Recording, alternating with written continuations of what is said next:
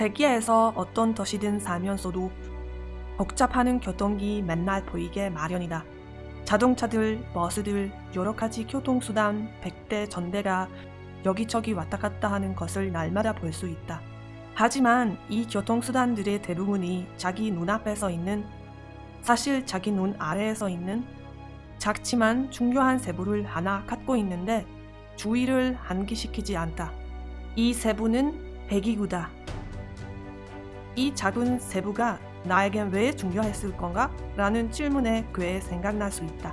대답하기 전에 저도 의무들을 몇 개 좀 물어봐도 될까요? 운전면허증을 갖고 계신가요? 자동차를 갖고 계신가요? 갖고 계신 자동차의 배기구가 어떤 쪽인지 혹시 아세요? 실례지만 마지막 질문에 답장을 모르는 게 틀림없습니다. 물론 갖고 있는 자동차가 디자인하고 또 효율적인 엔진 성능 위해 배기구가 양면에 있는 스포츠카라면 답하기가 쉬웠다. 그럼에도 불구하고 자동차를 갖고 계신 분들의 자기 자회 90%가 배기구를 한정확한 쪽에 갖고 있다. 좀 자기소개를 해드리겠습니다. 저는 헝가리에서 온 바타키 라스로라고 합니다. 자동차 산업에서 일본어 헝가리어 동력자로서 일한 지 벌써 10년 되었습니다. 이 비디오가 만들어졌는 이유라는 질문이 몇 년 전에 생각났습니다. 세계 여러 나라에서 있는 자동차 공장들의 세계적인 방문을 하는 가운데 현저한 세부가 눈부셨습니다. 이는 일본 자동차들의 배기구 대부분을 오른쪽으로, 동시에 독일 자동차들의 배기구를 왼쪽으로 제조한다는 것입니다. 왜냐하면 일본에서 운전석이 오른쪽에 있고 독일에서는 왼쪽에 있기 때문입니다. 자기 국민들에게 이 유해한 물질을 느끼지 않게 자동차를 제조하고서는 국민들의 건강도 명심한다. 생각 같아선 한 자동차 산업차가 외국 시장에 자기 자동차를 제조한다면, 예를 들면 일본 산업차가 유럽 시장에 왼쪽 운전석 자동차를 제조하는 것, 지났던 수십 년 동안 운전대뿐만 아니라 배기구도 왼쪽으로 왜 바꾸지 않았냐는 것이 납득이 안 갑니다.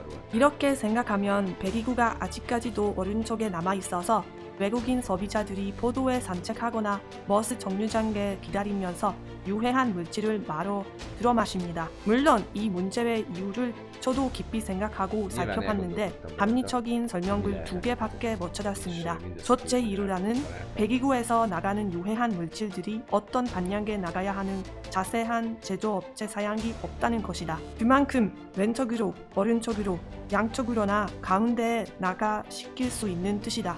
둘째 이유라는 스페어 때문이다. 배기구의 위치를 바꾸지 않으면 스페어를 더 쉽게 더 싸게 수입할 수 있다는 뜻이다. 그 구멍의 제조 비용이 다른 이야기다. 제 생각에는 이들의 까다로운 부분입니다. 당신은 이에 대해서 어떻게 생각하는지 모르겠지만 저는 화가 납니다. 자동차 제조업체가 여러 가지 엄격한 사양을 지켜야 배기구에 대한 사양이나 법이 하나도 없습니까? 잘 설명하는 한 예를 말하고자 합니다. 얼마 전에 볼크스바겐 업체가 화제에 올랐다. 스캔들은 볼크스바겐 업체가 유해물질 방출의 정보를 조작했다는 것이었다. 이 소식에 사람들이 집중했다. 하지만 유로 5엔진인지 유로 6엔진인지 일반 사람들에게 의미 없다는 단어들이었지만 사람들이 주의했다. 유로 6은 환경에 그렇게 유해하지 않은 엔진이고 유로 1 엔진이라는 환경에 매우 유해한 엔진이지만 어떤 나라에서는 30살을 넘은 이 엔진을 갖고 있는 자동차가 아직까지도 길에 이어도 된다. 이 사실들을 살펴보고서 물어봅니다. 배기구라는 관점에서 그의 위치가 어딘지 정말 상관없습니까? 사양이나 법이 없더라도 이것이 심각한 도덕적인 문제점이 될 수도 있습니다. 월약 주시는 분들의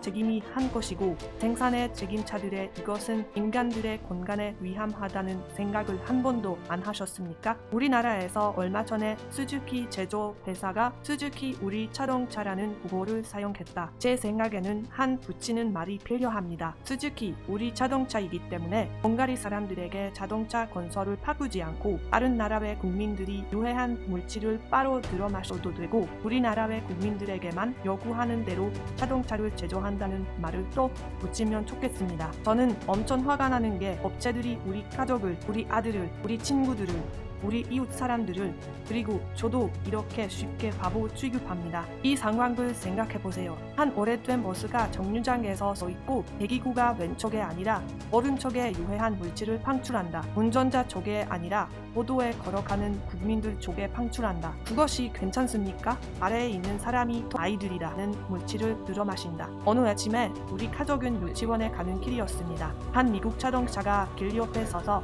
엔진이 가동했습니다. 미국 자동차라서 배기구가 오른쪽에 있었고 물질을 보도와 울타리 쪽에 방출했습니다. 이것을 보다가 우리 딸들이 생각났습니다. 딸들은 키가 작아서 여기 산책하면 배기구와 연기를 못 알아봐서 유해한 물질을 들어 마실 뻔하겠었습니다. 화가 났고 말고요. 제조한 자동차들의 모국에서 자기 국민들의 건강을 보호할 수 있으면 운전석이 다른 나라의 국민들의 건강이 왜 중요하지 않습니까? 이 소비자들의 돈만 중요합니까? 제조하고 있는 자동차 회사들부터 자기 제 생각엔 잘 못 제조했던 자동차들에 대한 리콜 요구를 부탁하고 싶지 않습니다. 이런 정도의 리콜 요구는 산업을 붕괴시킬 거라는 게 마련입니다.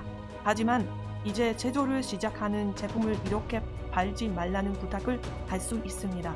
그리고 여러분, 이제 자동차를 구매하면 이 세부에 좀 더 주의하십시오. 배기구의 위치를 다른 나라에 팔기 위해서 바꾸는 회사가 있긴 있습니다. 이 회사 중에 닛산 하나입니다. 게다가 배기구가 오른쪽에 있는 미국, 독일, 프랑스, 한국 자동차도 있다. 왜냐하면 자기 운전석이 오른쪽이지만 자동차의 밑부분이 일본 자동차 회사에서 구매하기 때문이다. 여러 나라의 자동차 제조업체가 일본 제조업체와 계약서가 있어가지고 자동차의 밑부분을 일본 회사에서 수입하고 나머지 부분을 자기 회사가 제조한다. 이런 콜라보레이션을 유럽 자동차 브랜드에도 볼 수 있다.